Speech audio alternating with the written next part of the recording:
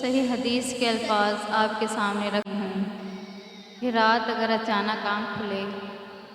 اور یہ کلمات پڑھ کر جو مرضی اللہ رب العزت سے مانگو اسی وقت مل جائے گا۔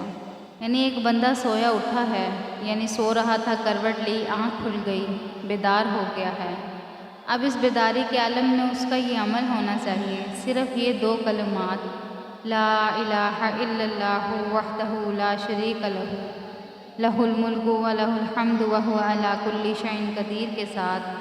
سبحان اللہ والحمد للہ ولا الہ الا اللہ واللہ اکبر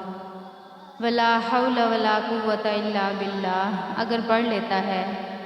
یہ کلمات دونوں ملا کر ایک دفعہ پڑھ لیتا ہے، صرف اللہ رب العزت سے جو بھی دعا مانگے گا، نبی رحمت صلی اللہ علیہ وسلم نے فرمایا وہ دعا فی الفور اللہ رب العزت قبول کر لیتے ہیں۔ نبی رحمت صلی اللہ علیہ وسلم نے فرمایا کہ اگر کوئی سونے سے پہلے یہ وظیفہ صرف ایک بار پڑھ لیتا ہے، 100 بار نہیں، صرف ایک بار بھی پڑھتا ہے،